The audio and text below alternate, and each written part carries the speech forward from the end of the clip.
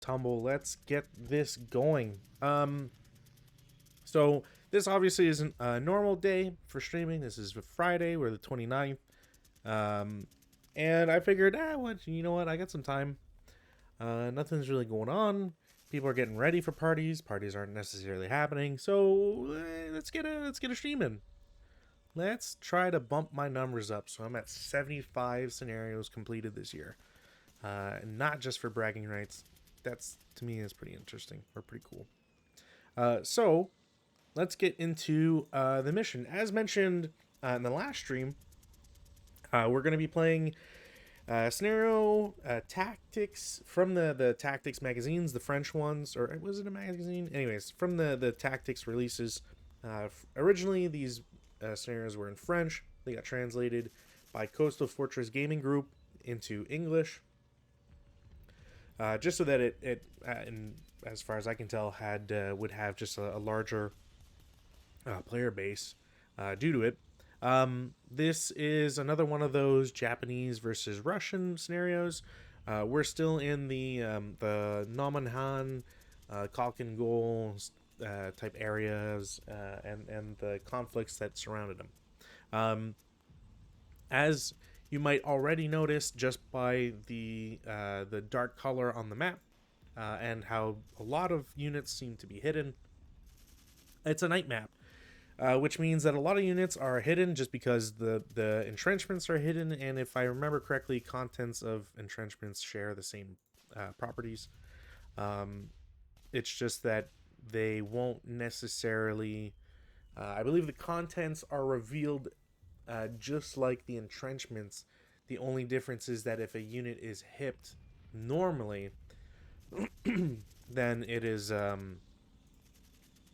remains hip. I think pillbox is like the example that is commonly used, if I remember correctly. Anyways, this is also because it's night scenario and I'm playing on my own. I'm gonna try and play this kind of just not necessarily as fast as possible, but Night Rules has a lot more to it. There'd be a lot more units or a lot more fake counters on the map, but unfortunately, because I would know where they all are anyways, I'm not gonna bother. So, with that in mind, the scenario is it's another interesting objective, which I really like. I have to say, being the second tactic scenario in a row to play, it's just nice to see what exactly they've come up with. And in this instance, the Japanese win immediately when the AT, the 45 long AT gun that the Russians have, as well as the Russian MMG, are both destroyed or captured. So it's very important to note those two statuses. One, because capturing is, it's pretty easy to do. As long as the enemy units are dead, you just have to roll a die in like 3 different phases to potentially pick something up. So whether that's in the rally phase, whether that's in the advance phase, or the movement phase. Destroying is a little bit more complicated, but honestly, the fact that it says destroyed does force the defender to choose whether or not they're ever going to shoot with those weapons. Another thing to consider is that the gun, at least to a certain degree, may be hip and remain hip for the entire scenario. So you kind of have to, pick and choose where you're gonna go with the attackers to try and sniff them out. And the other thing is the MMG likewise is in a at least a hidden / concealed position. So this is one of those scenarios where you if you're the attacker, you're absolutely going to want to read the OOB and the setup areas. Usually I try not to, or at least I don't really like doing it because I find I'm just, I'm kind of gaming the system. I get to know too much. But in this, you kind of have to, because the AT gun and the MMG can only set up in certain areas as well as only certain heights. And this is explained in the SSRs once I get to them. So it kind of gives you an idea as to where they're going to be, and so limits the amount of searching that you need to do. Because otherwise, you might have to go through a lot of hexes to try and find something. Which actually, now that I look at it, there's a hex H9 that would probably be a really good hex to just hide something forever. But anyways, we're not there yet. So, like I said, it's a night scenario, so that means there's a night vision range. In this case, it's 3. Um, there are the Japanese are the scenario attackers, Russians are defenders. So technically, the Russians should have like double the amount of dummy counters they have. Again, I don't. I figured I wouldn't. Everybody is entrenched essentially, which is also kind of annoying and a pain for the Japanese in terms of trying to get through that. It's Japanese have 9 squads. The well, technically 10, but anyways, and the Russians have 13, 13 and a half. And the leaders is kind of evenly split. Same thing with the support weapons; they're kind of even between the two, minus the AT gun. The SSRs specifically state that there's no moon and no clouds. This isn't the only reason why this is important is because you have to roll for potential night vision change or night vision range change. Anyways, it's important because you need to know that in order to determine how it changes. And sadly, there's no counters for them. I wish there were, but for all intents purposes, there's night vision range, but they don't. In the 30 or so years that Vassal has existed, nobody has ever thought to get moon counters. So, anyways, we'll just have to live with it. I don't think this is scattered. Yeah, see, you can only no. There's the back that talks about scattered, which is nice, but that's about it. That's for scattered clouds. Anyways,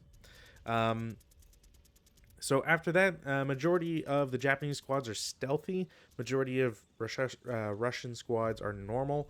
I think that's just kind of a weird translation issue, but basically normal versus stealthy. So the Russians don't get penalized for being lax. There is an open ground overlay. All orchards are crags, so I don't know why these didn't change, but they're supposed to be crags. Essentially, it's just going to make movement a little bit harder to get through there. I don't think there's any other orchards on the map. Russian leaders from group 2 and 3. So these are the starting. Essentially, there's 3 groups for the game and setup areas. That's why there's some really awkwardly placed guys way in the back. There's a section in the middle, and then there's a section in front. It's just very weird how it's all set up. And essentially what it's trying to say is that the Russian leaders from groups 2 and 3 can only gain freedom of movement with a die roll equal or less to their ELR. Normally it's less, but 2 ELR I guess is pretty punishing. As long as no Japanese multi-man counters entered their respective setup areas. So, as long as you don't run into those hex rows, you can kind of get a free hand into to attack right away. Lastly, or actually, there is a recon die roll, which I forgot about, which I'm gonna have to check. And then there is the gun and MMG can't set up in wadis, so you can't have them in these gully-like depressions, which is nice. They must set up on level 2 or 3 for the gun, and 3 or 4 for the MMG. So again, it gives you your instructions on where things have to show up. They can't be moved, whether that's carried or pushed during the scenario. And as mentioned, there's a recon die roll. So let's get the recon stuff done. Recon, it's E1.23.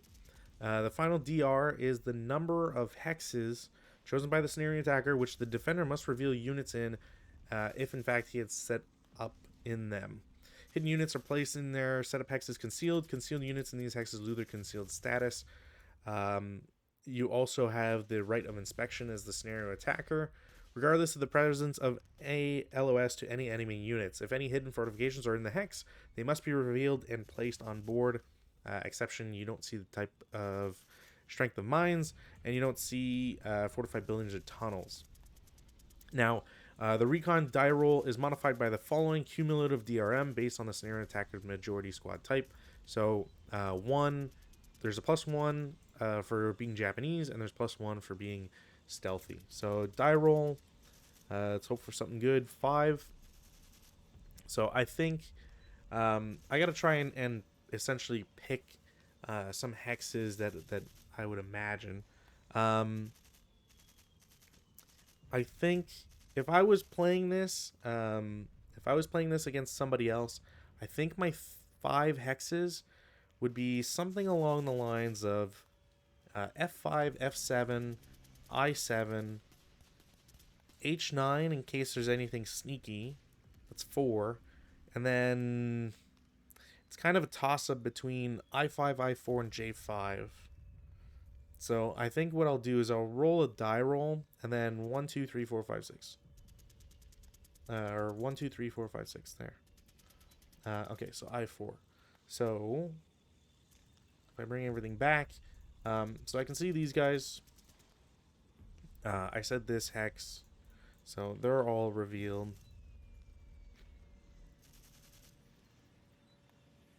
There's nothing here. F7 shows up, and so does I7.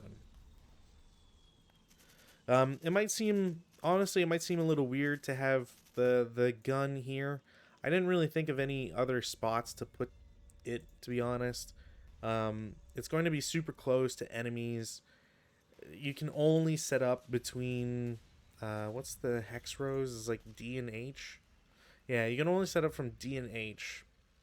So, and it has to be a level as well, right? It has to be 2 to 3, or 2 or 3 for the gun, and it can't be in a wide hex. So, I can't do the lower H's. F5, F7, H6. I think technically G7 would count. G6, and then you got H7, G8, F8. And unfortunately, like, they're just H9 is the sneaky one. That's the only one I could see really putting it. But otherwise, like, maybe F8 makes sense because of the cliff hex sides on at least 3 hexes, or sorry, 4 hex sides, which makes it nice. But you know, that's not insurmountable, and I don't know. There's something about at least trying to get through here. It costs a lot of movement, so if you don't do it right, you know, you can get a few shots in, that sort of thing. And you know, the machine gun, same idea. Like, there's only so many spots to put it in. I need to have it do stuff. Its respective area to set up in is I through L, and it has to be on level 3 or 4. So it's even more restrictive. Like, it's essentially, you know, this box is where you can put it. So do you want an MMG where it can support other units, or do you want an MMG where you can hide it? And you know, something like L8 and having the gun in H9 makes sense. Having the MMG in L5 and H9 to really split it up type idea. Those things make sense to me, but anyways, we're just gonna have to play it as is, and I'm gonna have to try and remember all of the straying rules and all that stuff. So hopefully I can get that, you know, re-memorized fast enough, so we're not burning too much daylight. So with all that said, let's just go straight into this. It's turn 1. It's the Japanese. They are rolling for weather. There's no change in the weather itself. I do have to check for night vision range change. After the opening player turn. So I don't have to worry about it now. Cool. There is no prep fire that can take place.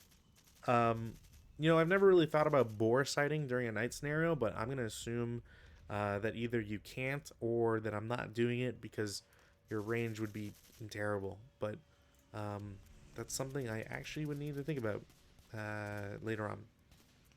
Now, the Japanese would technically get enough cloak encounters to equal the number of squads that they have. So, with the same respect regarding the Russians not getting extra dummy counters, I haven't actually put full use of Japanese cloak encounters. There's 9 of them, but they're all occupied. It's 6 movement factors regardless. You can't get increased movement factors except if you're going on along a road or if you have a downhill ski bonus. Um, Also, cloaked infantry can portage 4 or 5 portage point sport weapons as if they were 3 portage points. So, these 2 things to keep in mind. So, with no movement phase, I'm just going to go straight into this.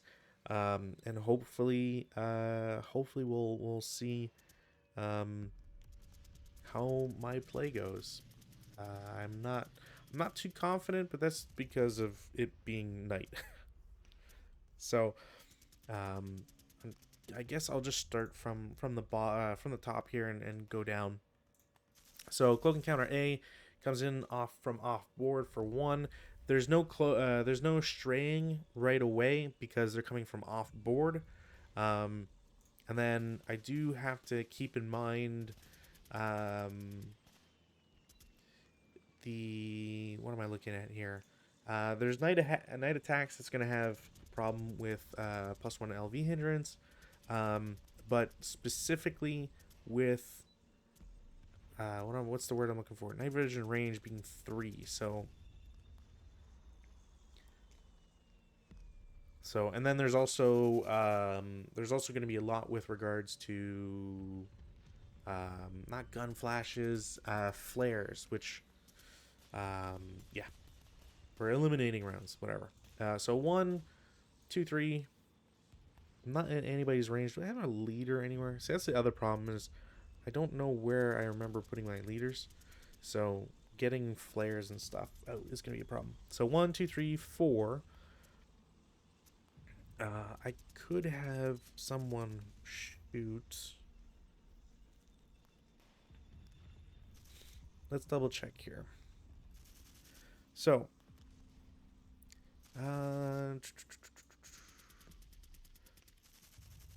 night visibility range is maximum distance that any unit can see.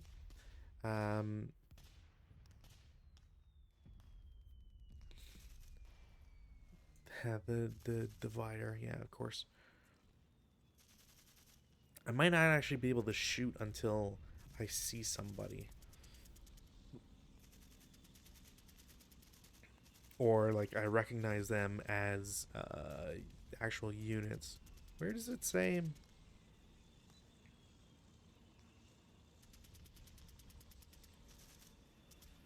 Oh, right. That's also something.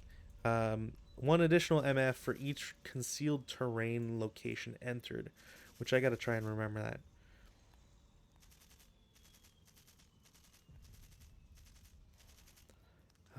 Where is... Huh, they really just put it like way at the bottom, huh? Night LV, hindrance, smoke DRM, all cumulative. LV hindrance DRM does not reduce the amount of residual hex or residual firepower left in a hex. Fire lane snipers. Oh, yeah, there's 2 snipers. ELR is super low for the Russians. So that will likely play into how things go.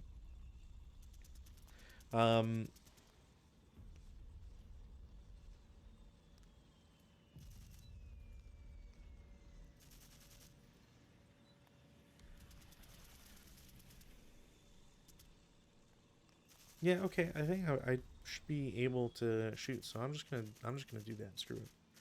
I don't see anything that says I can't, and honestly, whatever.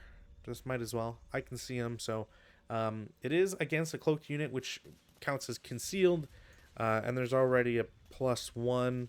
Do they get?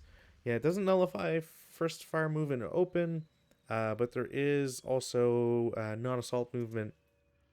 So essentially, it is a It's a +1 down 2, so down 1.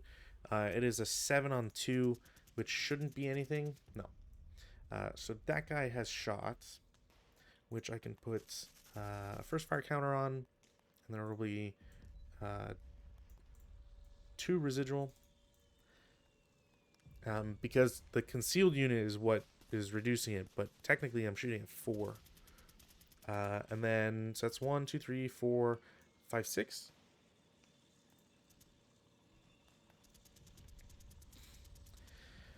Now that I know that guy exists, I might... Okay, I'm going to do... K group is going to come in off board to A7, so 1, 2, 3, 4, 5, and then it can't go any further.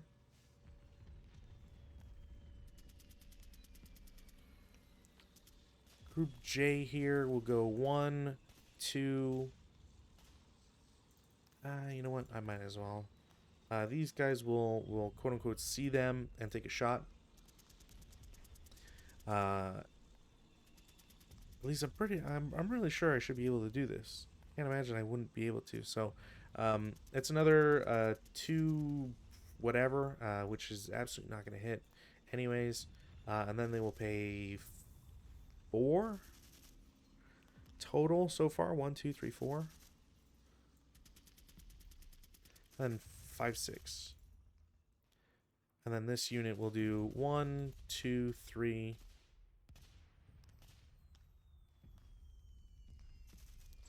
Oof, I guess I have to do 4, 5, unless I waited, but whatever.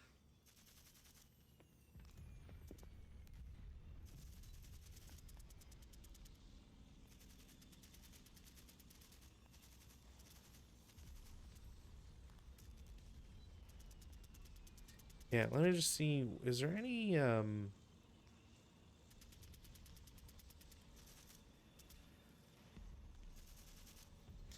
did this guy get to see anybody? No. No, because these guys are in a gully. I don't think he can see in there. Same thing with here. There's height disadvantages and all that. Also, something to keep in mind, I'm not paying attention to what's in my cloaking box, so I honestly don't know what's below these guys. I actually just don't have counters beneath them, so hopefully that won't bite me in the ass. Let's have cloaking counter F. We'll go in 1, 2, 3, 4, 5, 6. I don't think anybody can shoot at them, so I will have the next 2 do the same thing. I did not have anything happen with regards to snipers. Have these guys go 1, 2, 3, 4. You can do, ooh, you know what? Is Hamada? I actually don't know. Is Hamada slash, no, it is not concealment terrain. Okay, makes sense. 1, 2, 3, 4, 5, 6. And if I understand this correctly, I hope I'm not doing this wrong, but I'm pretty sure that I am able to... Huh, that's weird. Let me see if I might... That's not happening.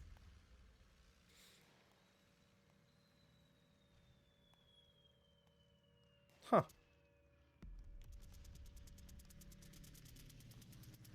Dope. Okay, so... I'm pretty sure because they're not illuminated, they don't actually... Like, that's why they're not revealed, or wouldn't have an opportunity to be revealed. So... I don't have to worry about them. Defensive fire phase, none. Probably could have shot with these guys, but... Honestly, with the way I've been rolling, I'm probably going to save it. Advanced fire phase, none. I really don't need or want to do any of that.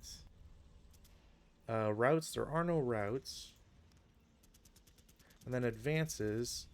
Yeah, so this is Crag, which is something to keep in mind. Oh, you know what? Yeah, I didn't really think about that. So, So cloak encounters have 6 movement, so that means I can kind of do some like not necessarily ridiculous stuff, um, but I can say have this cloak encounter in D3 go to E4 because it's just 1 hex, and it's into Crag, which is normally 2, which is increased to 3 if I remember correctly, because of the rule that says that concealment terrain, you pay an extra 1. Um, and similarly, uh, going into this crag is 5 because it's 2 to go into a crag. It's doubled for being at a higher elevation, but it's also +1 for the night vision stuff. But since cloaking counters of 6, I don't have to worry about that. The J cloaking counter, same idea, can go to D6 without CXing. D7 can go to E7 without CXing. Same thing from C8 to D7, and so on and so on, which is pretty nice actually. Um, I actually don't know how much is in all this, and I need to check. HIF and D.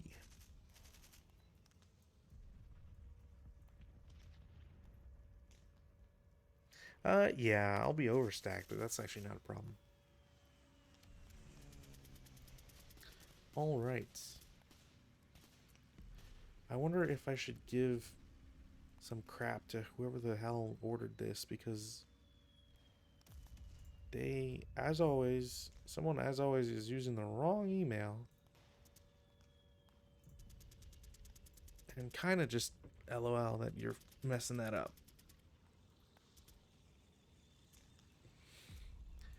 Oh, you know what? I'm gonna call this guy out. He gets sick, says he's not gonna stream, and then streams anyways.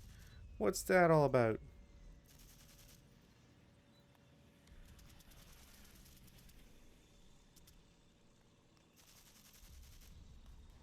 All right.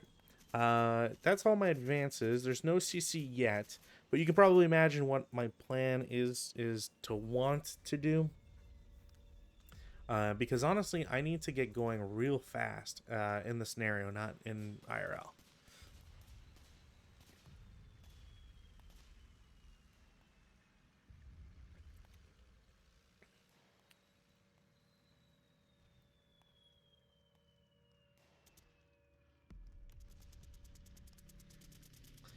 All right.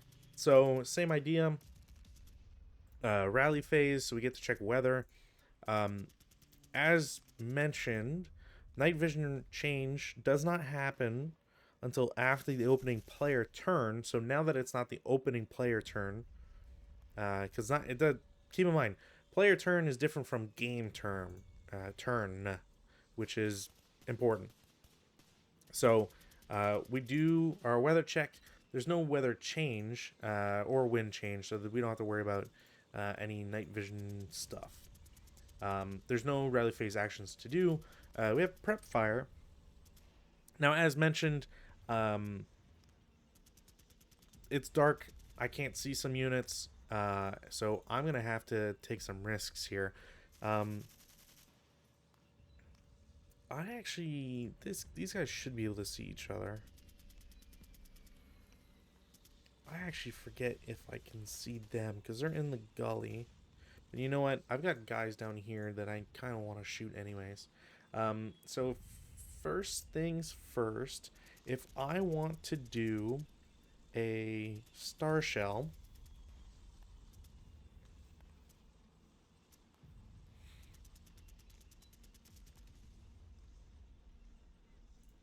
yeah, so I can put down a star shell if I wanted to.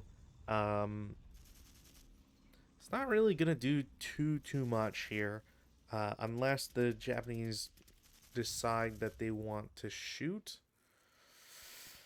And the question is how worthwhile would that be? Because I already know where the gun is, which is a real big advantage. Also, another thing I didn't do, I didn't put no move counters on literally everything because it's not really worth it.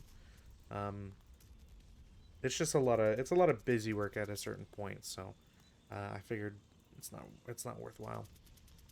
Yeah, you know what? I'm gonna do this. Actually, you know what? I'm gonna bundle these two together, as a 12 halved up to. Well, they'll cower, so they cower to 8, and then up 2, so it's not even a Pintash check. That's not good. So these guys are prep fired. Um, you know what? Yeah, I need this. I need this gun to start doing stuff. So I'm gonna try and shoot into these units in the gully. Um, but I don't think I am going to, because that's infantry. There's a +2 for them being concealed and a +1 automatically for night, which automatically gets me above my limit to be able to see units. So that's a shame. I might as well have this guy shoot as well. So 12 halved 6, up 1, I think. Never mind. Same idea. I cower and nothing happens. Thankfully, this is all happening and not. I'm not rolling these doubles on the jitter fire because that would suck.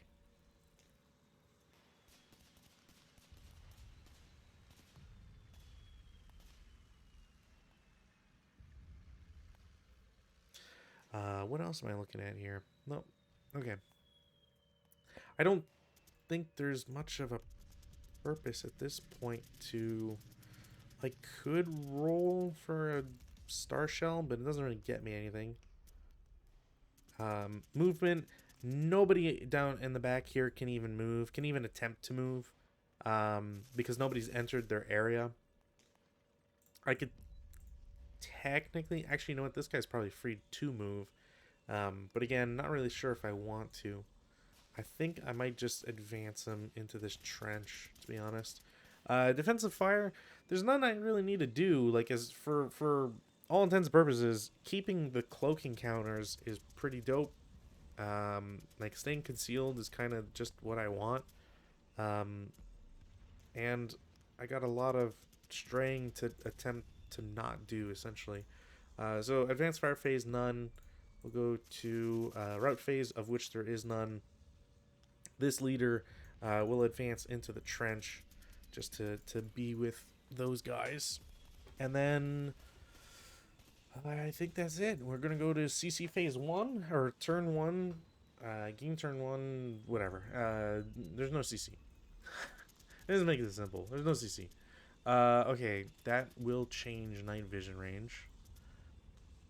So it's nice to be able to do these once in a while. Like, I hope at some point I'm gonna get really good at night scenarios, but yeah, it's always unfortunately the problem here. Okay, so on a wind change, on a color die roll of 6, it's a 1 change, and then it's the white that determines the. Damn. Okay, well, whatever. It just means there's no change. There's nothing to do in the rally phase. Prep fire, same idea. I don't want to do any movement. In terms of movement phase, now here we've got a big old question to ask ourselves. So one of the problems is that now straying is definitely possible. So at the start of movement phase for a unit, any onboard unit that wishes to move, whether it's a unit or a stack, doesn't really matter. But if you're trying to move into the new hex, you need to make a movement die roll. So it's 2 die roll, and there's no modifiers to it. So we will do. I will try to essentially assault move with E7, and they're going to try and go into, what is that, E6 or F6? Sorry. Do I want to do that, or no? I'll go for regular movement. Anyways, they're gonna try and go to E6. They will do a double die roll. As long as you don't roll a colored die roll of 6, you know, you don't really have to, or sorry, um, a lax unit automatically strays if the colored die roll is 6. A normal unit strays only if the white die on the movement die roll is 3 or above, and a um, that's really I'm surprised it says it this way. It's been a while. Because you would think that it wouldn't be a 6 for a lax unit. You think a lax unit would uh,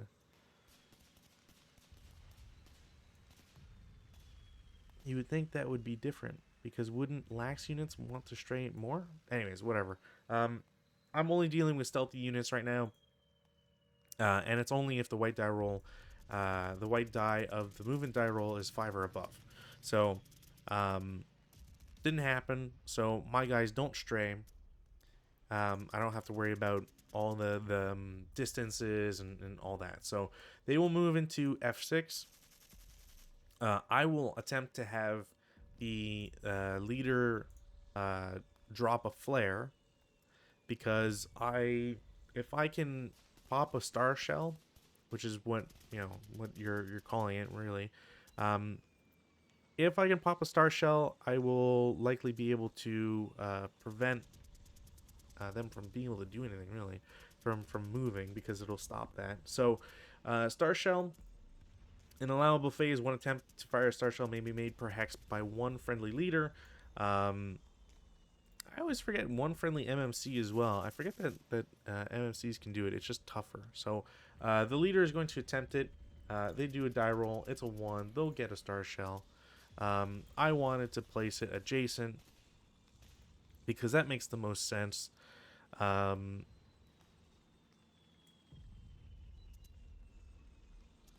Oh, can I not? If fires hex, makes a random die roll and then moves us in that direction. Okay, well it'll be in his hex then, and then die roll 1, so it goes up anyways. So I'm double lucky on that one. So there is a star shell, and that star shell is now placed in F6. I don't want to keep moving those guys because I do not want to lose cloaking. And that kind of ruins a lot of this movement as well, because I don't want to I essentially don't want to lose that. I will have the squad in F7 shoot, however, because I still want to do a 6 firepower up 1, which isn't going to do anything again. Yeah, you know what? A 4 up. Nope. Okay, I'm using up all my rolls today, real early.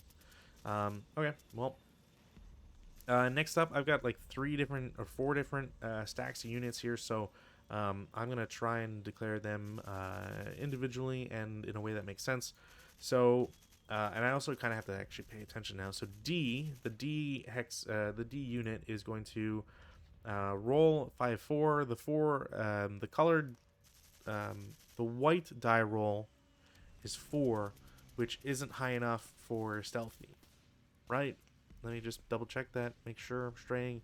White die roll is 5 or above. Cool. So I don't stray. So I have my normal 6. So 1, 1. This is in range of stuff. No, I kind of want him to blast one of these 2 units, so they're not gonna be as effective in close combat.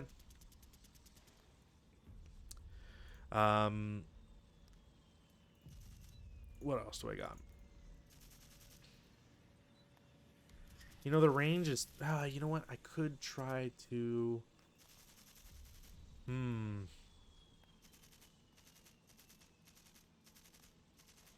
I will attempt. No. Alright. An attempt was made. So that is 1, 2, 3, 4... because it's concealment terrain, and then 5, 6. And now I'm actually in their territory, the second group, so I'll be able to do I'll be able to roll for stuff later. What's my next group here? Yeah, H cloaking unit will roll. They do not stray. 1, 2, 3, 4, 5, 6.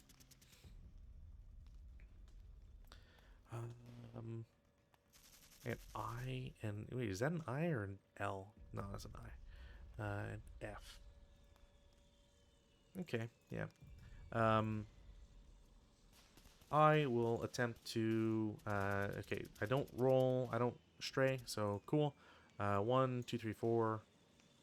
Uh, you know what? I'll go 5, 6, but I'm not gonna. I won't do anything too crazy. And then lastly, I got my last guy. They will stray. That's unfortunate. So I make a straying die roll. Huzzah. That's real bad. So the random direction is 6, which it actually can't go because of the cliff hex side. So I guess because it can't move into its next location,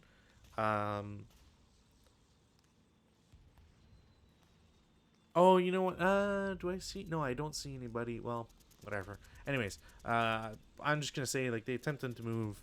They couldn't go because they would have to scale a cliffside. Yeah, technically I could see known enemy units, but whatever. It's funner rolling for strength and stuff. So that's it for movement. Defensive fire phase, as mentioned, this gun is gonna shoot this cloaked unit. Um, it is just barely a hit, I believe. And that's a 45 gun, so it's a 5. And I think it's just a 4 on 5, which is a 2 morale check. So J contents actually have to be revealed, which is actually a pretty good stack. 2 morale check. See, this is what I'm talking about. I always lose the leaders immediately. Immediately. And, you know, the squad's fine. Sniper? No sniper. I just lose leaders immediately. This is I did not get rate of fire. I was 1 off. I don't know why I marked all of these guys with prep counters when I know that they're the defenders right now. Why do I keep doing this? Something's wrong. 447.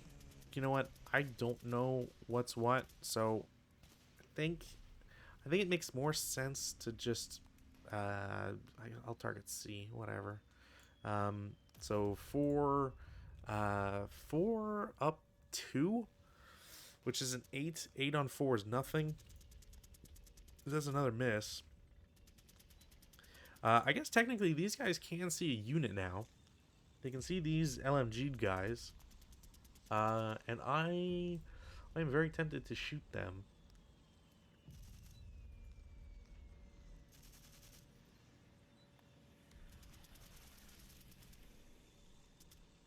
I mean, I already know my size. So I think I'll just wait. Advanced fire phase. I mean, now that I'm revealed, I might as well do a 6 up 3 and break the LMG. Well, you know, it's not gonna get captured, so there's that. Defensive fire goes away. Prep fires go away. No routes. Advances. Now we got some fun. Because I get to start doing stuff like you get to advance. That might actually reveal them because there's no concealment terrain. But they might. Do they show up as concealed units? Where's Laos? If you use a non-assault movement at night, if it uses a non-assault movement in a location that is already illuminated when that unit expends movement factors.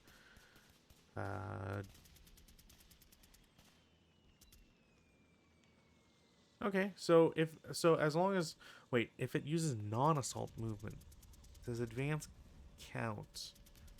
Probably. So I'm just gonna put the guys on there.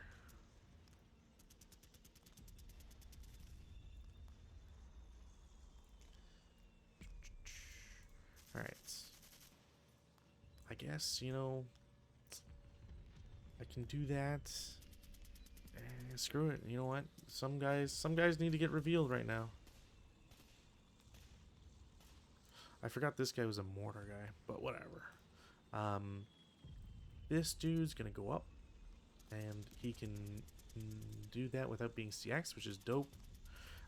Over here, as you know, I don't know how this interaction is going to work, which is truly annoying because, so I'm going into concealment terrain, which I assume I'm allowed to do. Oh, you know what? That's gonna bug me so much because I think I would have some guys become CX. If I go to advance, please don't tell me that advance is it 4? Yeah, it's not if it's if it's 4 or more. Weird. Okay. I think these essentially I think a lot of people are gonna be CX'd. So they're CX'd, you're CX'd, you're probably CX'd. These guys I think would get revealed and would be CX'd, which is fine. Same idea. You're gonna go in there, and you're gonna be CX'd.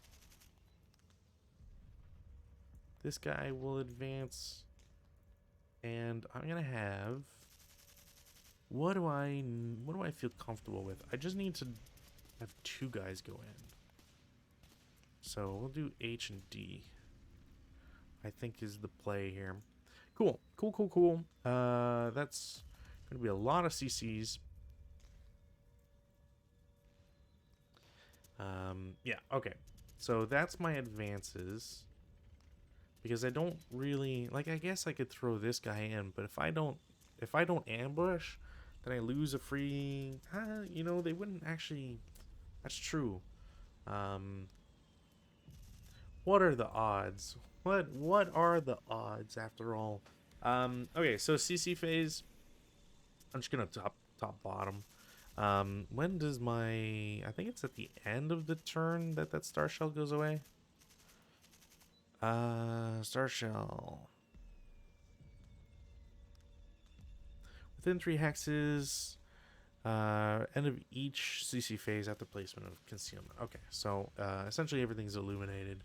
Everything worthwhile is illuminated, which kind of makes sense. Or makes sense at least for what I wanted to do as the defender.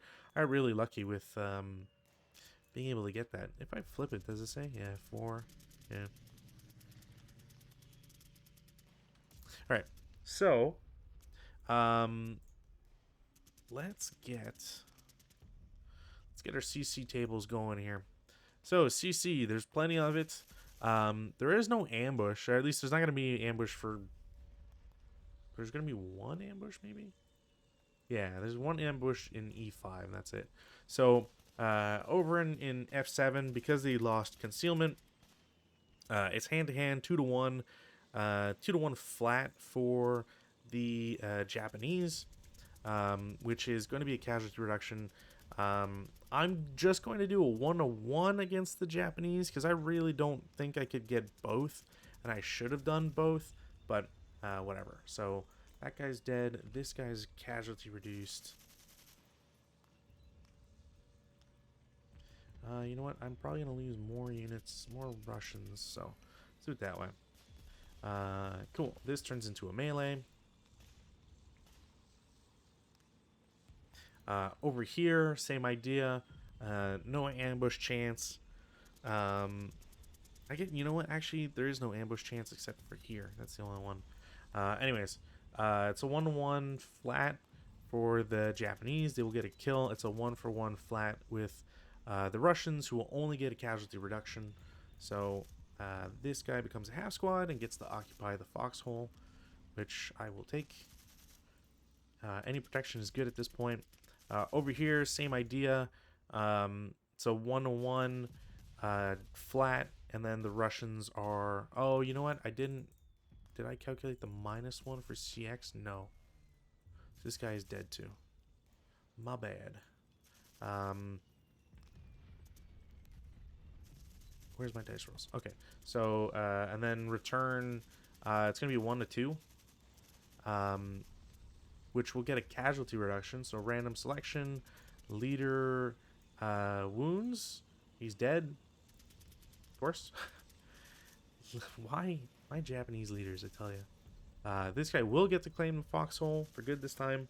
And then over here there is 2 cloaking counters. So they are marked as concealed, and they are stealthy. The Russian unit is just normal. They don't have any modifiers. So Japan, Russia. Japan will get a ambush. I'm legally required to mention that the troops in there, it's 8 to 2, so a 4 to 1. Down 1, the guy's just immediately vaporized. And I don't care for the mortar because I don't think anybody's ever going to go and pick it up. So that happened, and we can go to the next turn. So Russian turn 2, weather, no change, no change for night vision as well. This goes away, and nobody could gain any concealment or anything anyway, so it didn't matter. Rally phase, there are no rallies to do. Prep fire. You know what? I'm gonna have this guy try to star shell. He'll do it again, and then 3 will be. I need to just keep a counter on here. 1, 2, 3. So there. So there's a star shell. The gun is going to shoot at the guys in the foxhole because I want to blow the hell out of them. 2 hit. That should be. I think you get. I don't think illuminated matters for LV hindrance. This is a +1, brings it to 8. +2 for night, or sorry, for foxhole. Yeah, for foxhole, and then point blank is -2. Yeah, so it's just barely a hit, I believe. Still no rate. IFT is going to be 10, which isn't going to do anything. So these guys are prep fired. You know what? I'll try for it. I might as well. This whole gang is going to shoot. I'm just going to do 4, 8, 12, 14 against them. They should have line of sight. Yeah. 14 flat, I think.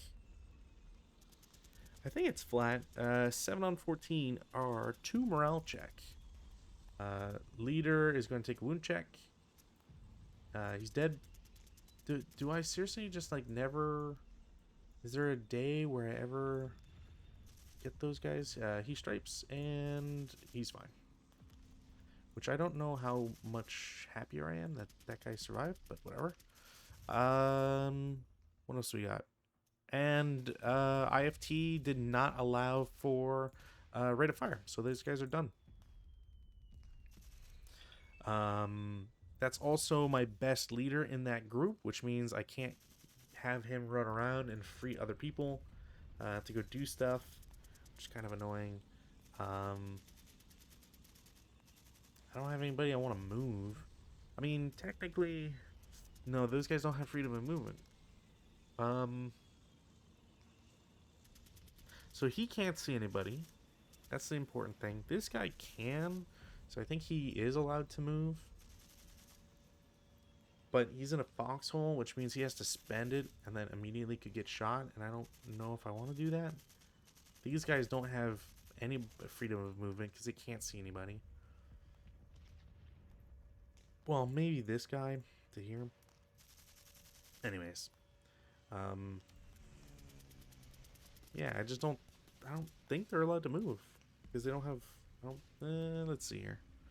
See what freedom of movement says. Man, it's been a while. Freedom of movement. Oh yes, as long, oh, okay, so yeah, as long as you've seen a known enemy unit, but they can't. Yeah, they cannot. And that's the problem. So, thankfully I don't have to worry about it. Defensive fire phase.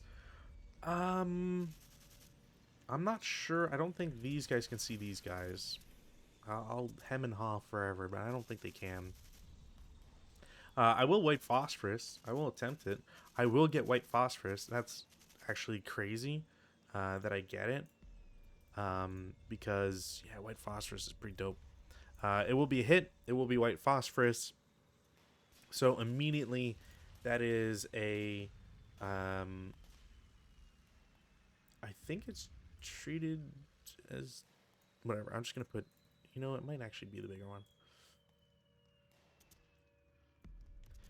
White phosphorus, so everybody takes a normal morale check. So leader is fine, luckily. Actually, let me check to make sure there's no minuses here. Does it say... First cave, DM, straying. Okay, well, I don't have to do straying. Japanese elite. Wait, what's Japanese? What's this for? Oh, right, because I can... Right. My elite squads can do that. Forgot about that. I always forget that you can... Japanese elite squads have just regular white phosphorus placement. It's kind of crazy.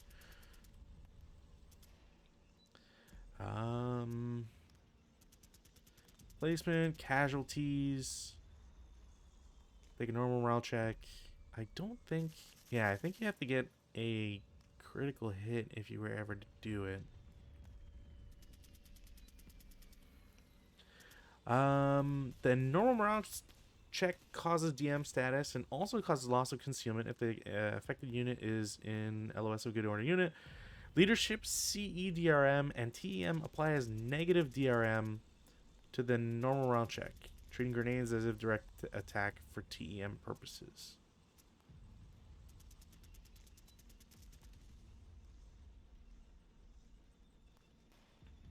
However, if a positive instead, okay, huh? I didn't realize about the TEM applying as well.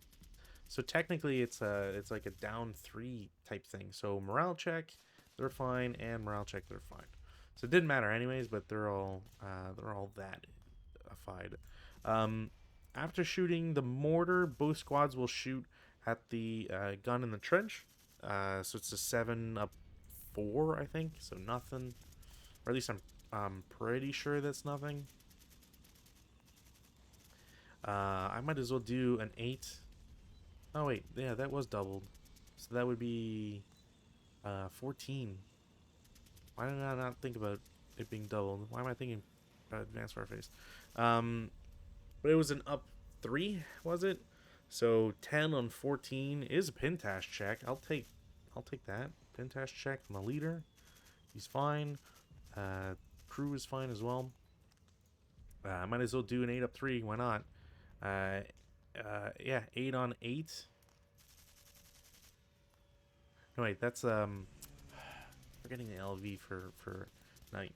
So that will be a miss. I'll just take the Pintash check I would get from that for those guys.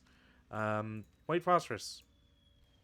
No, I don't have white phosphorus, but I do get to shoot again, or attempt an actual shot.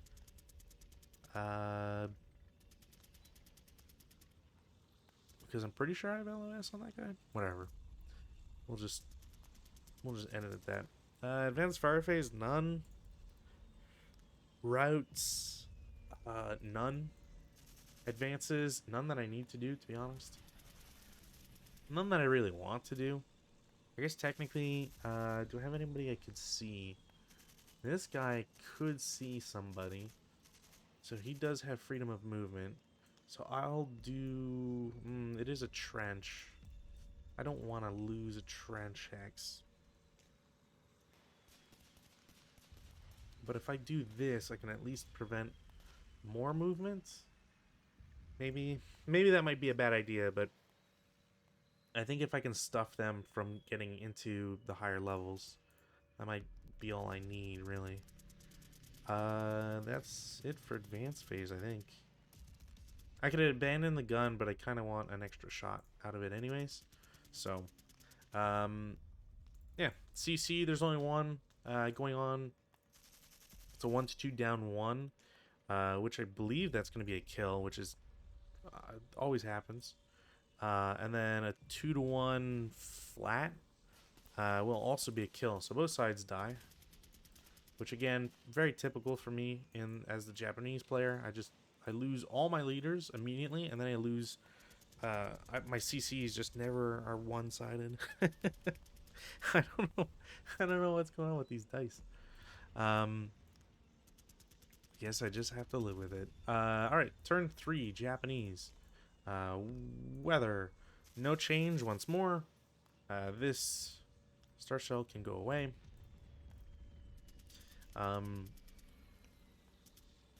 Yeah, nothing to rally. Prep fire. I guess this strength goes. Oh, it starts at 2. Right. So this would go down to 1. I don't know why I picked the wrong one. So prep fire phase. I don't really have anything to prep fire. Or that's not true. I do have some stuff I want to prep fire. Yeah, I mean, I might as well do 14 up 4, is it? They're not going to do anything. And then screw it. It's an 8 up 4 is probably what it is. So, no, nothing there. Movement, I'm going to have this cloaking unit attempt to move. They can see this guy because they do have night vision range. So they will go... yeah, they'll just advance here. Or assault move into the brush. Do I want to try for a star shell? I can do it exactly 3 hexes away, which is kind of nice. If I want to target that guy specifically.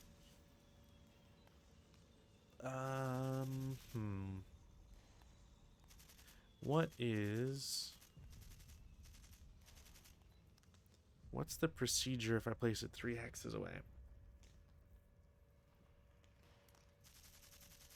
You know what? Sure. Do I get it? No. Never mind. So star shell attempt was made. I'm gonna put this here because I'm tired of seeing it. There. Star shell attempt was made, so no more from there. Yeah, and these guys can see the gun, so one will assault move.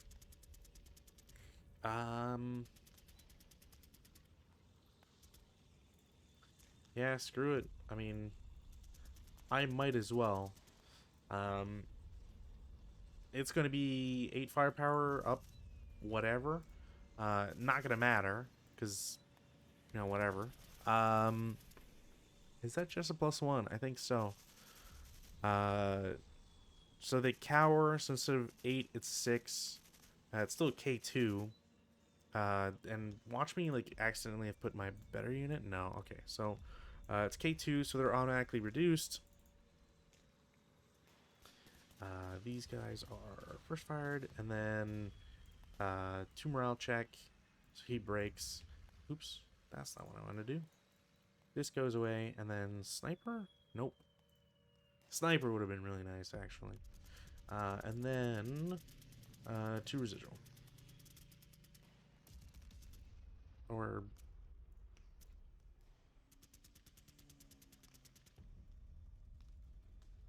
I'm gonna double check this right now.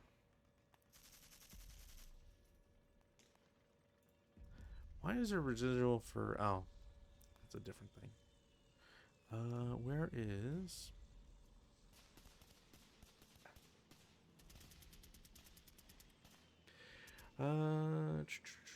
Which residual highest type of IFP column used for the attack? I guess. See, the problem is used is the word, and it's not. You would think it would say, like, the final.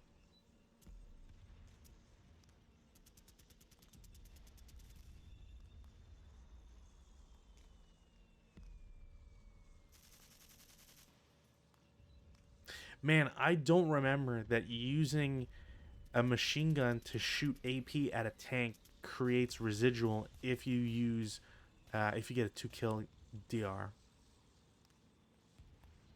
Wow.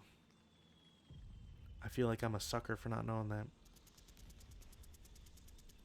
that. Anyways, yeah, I think I was just wrong last time. For whatever reason. So they countered 6, 2, yada. Do I dare? Because it's a 2. I mean, it'd be a 2 open ground. Yeah, so those would have been. I think that would have been because that is open ground. Yeah, this guy is probably actually dead. Do I risk a second guy? You know what? Why not? Really? Double? How do I get double snake eyes?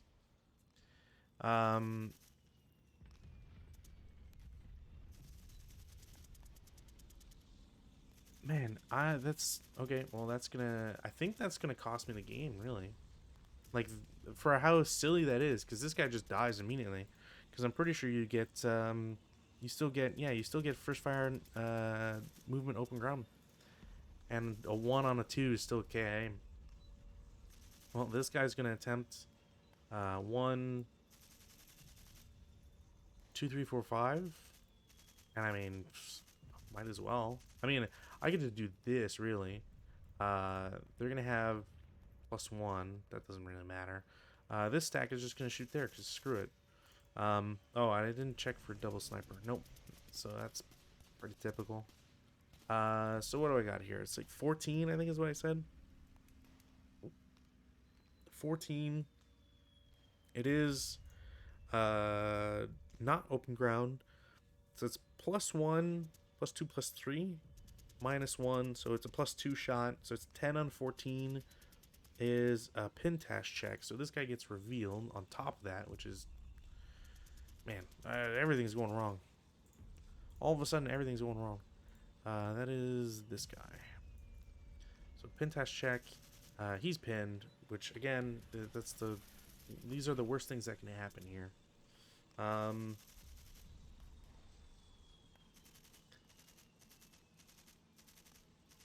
That guy shot last time. I mean, I'm gonna lose CX. I'm just gonna dump the mortar. Go here for 2, and then 4. I don't know why I keep marking this shit prep fire. I think it's because it's just so close. I'm just reflexively way better at Control G. But anyways, they will. Can they? Yeah, they're allowed. 7. What is that? Down. So it's up 2. Down 2. That's a 5 on 7. I'm just gonna move these. I'm just gonna put these guys on here and just hit them. It's a 5 on 7, which is a 2 morale check. Jeez, and I have not been. Yeah, I've not completed a morale check. Maybe 1 on the Japanese side. Yeah, this is gonna be over real quick. Defensive fire phase. There's none left to do, really. Like, I could subsequent, but I don't think it's worth it. I guess gun against adjacent will be a hit. I do have acquisition that I didn't put in, but whatever. I'll have rate of fire as well, and that's a 45. So it's a what, 6 on 5? 6 on 5 is a normal morale check. Okay, cool. Again, 2 hit. That'll be another hit for sure. Just barely, but it's another hit. And then 8 on 5 is a pin test check. What are my rolls today? My rolls are gross. Yeah, routes. This guy can route to the foxhole. He'll just stay there. And everybody else is dead. So nothing else there. I'm gonna have preps. This guy's DM'd. Yeah, advances. This CX comes off.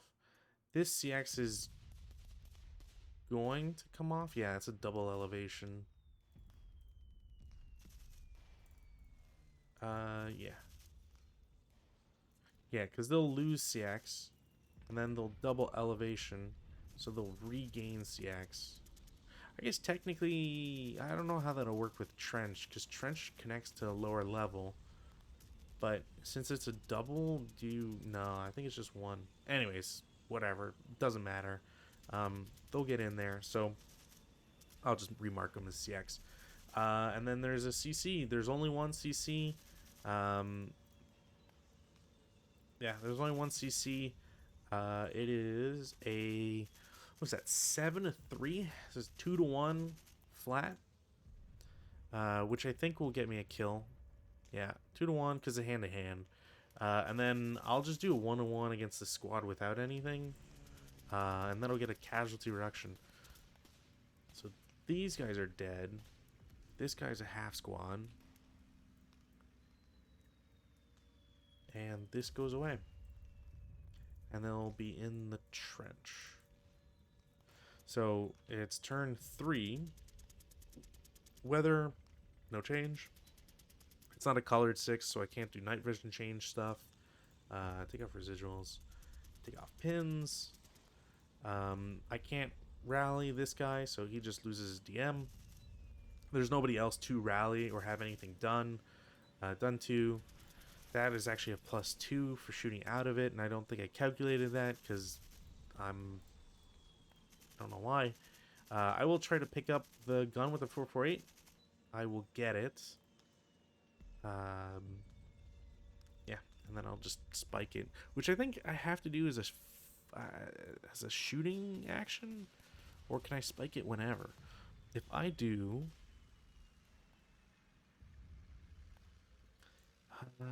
is it counted as, yeah, self-destruction? Maybe destroyed by that during prep-fire. Yeah, okay.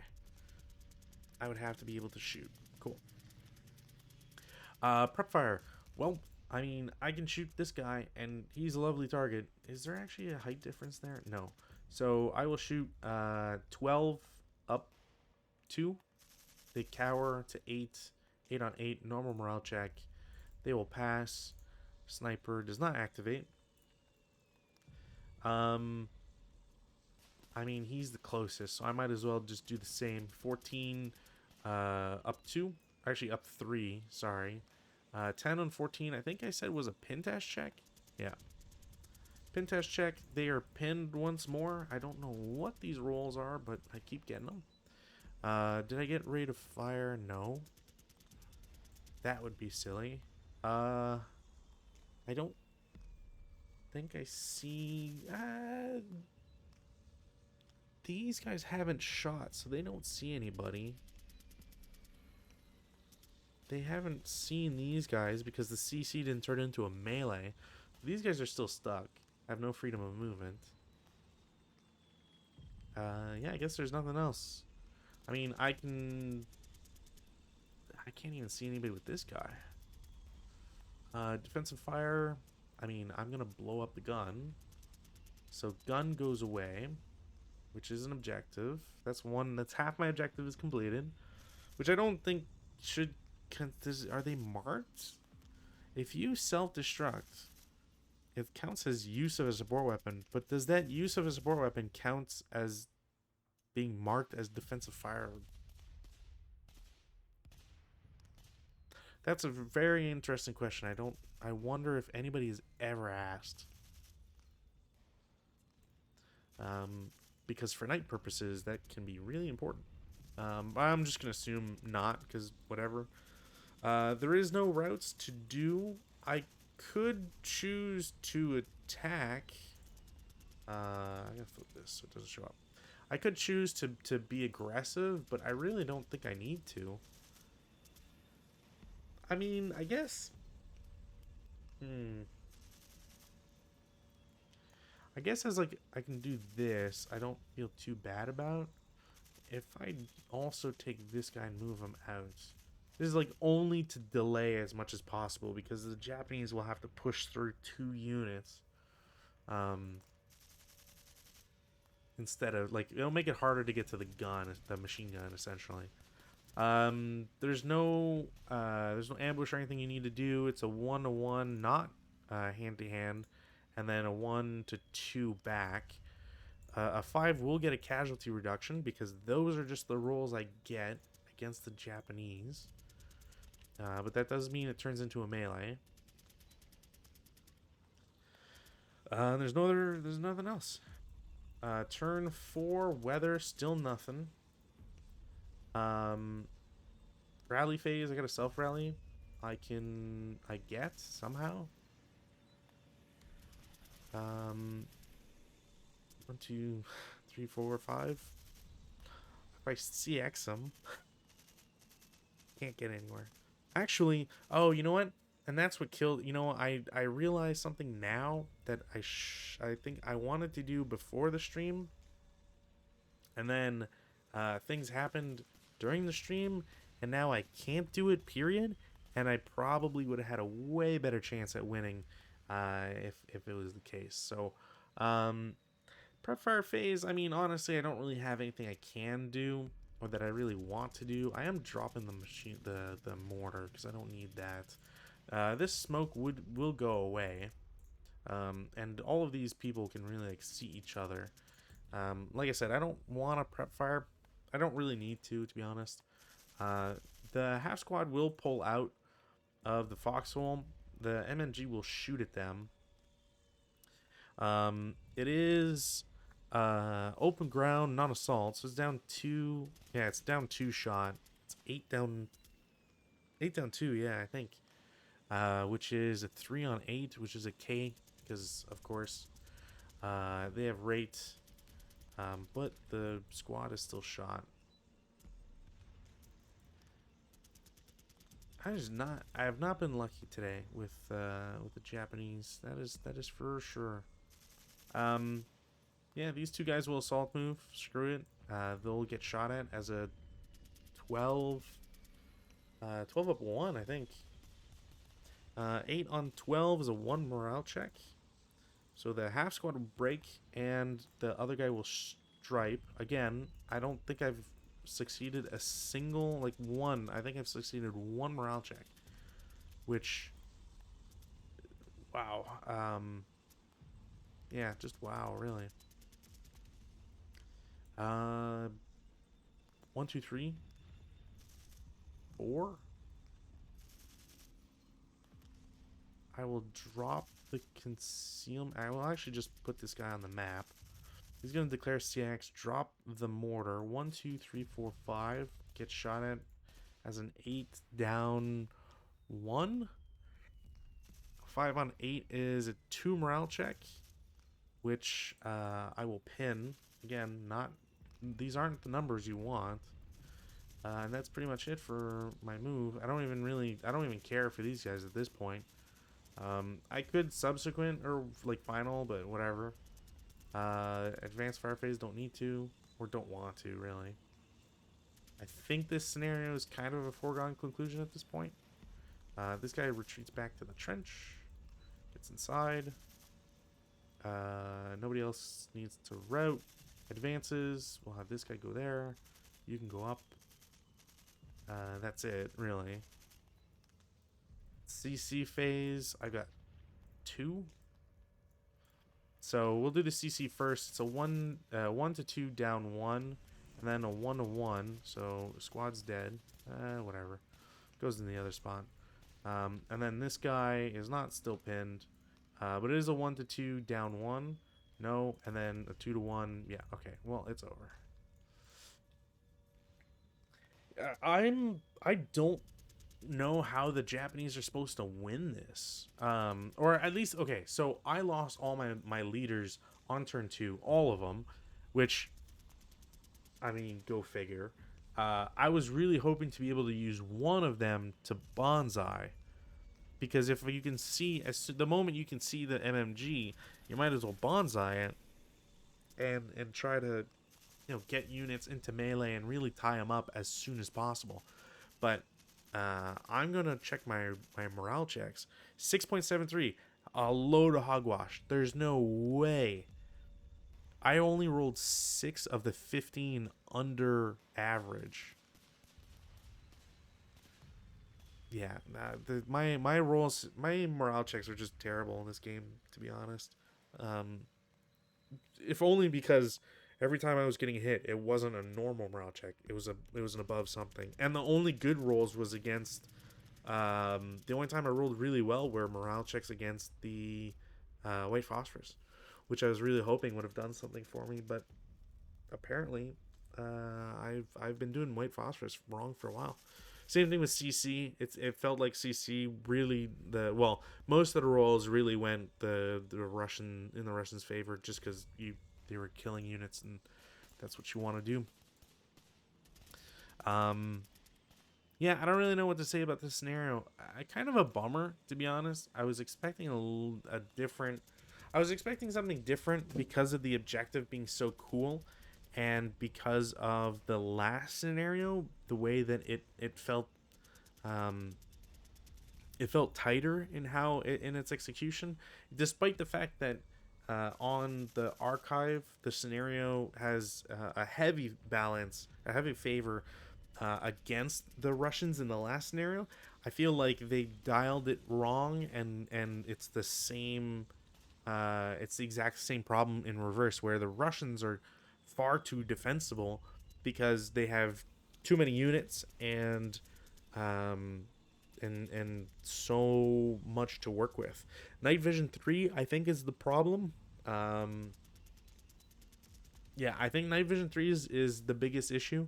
The fact that there's concealment territory everywhere and it costs additional movement, so you can't move and you can see things as soon as, like, basically as soon as they get on the map. Um, it really makes it a problem for the Japanese player because you're just going to get shot. And the moment you start getting shot at in a night scenario, you know, you kind of have to rush. And then if you lose all your leaders immediately because you only roll fives on your wound checks, then you don't really get to do anything. Um, I like the objective. I will say I really love the objective. I wonder how many people have actually used these friggin' dopes in the back, because I don't know if it's like there's something about they're never, wherever you place them, they might not see people, and if they don't see enemy units, then they can't do anything. So I guess the question is, like, I guess I'm just the fool for having units this far back. Um, because, like, why not? You know, why not just have them like here?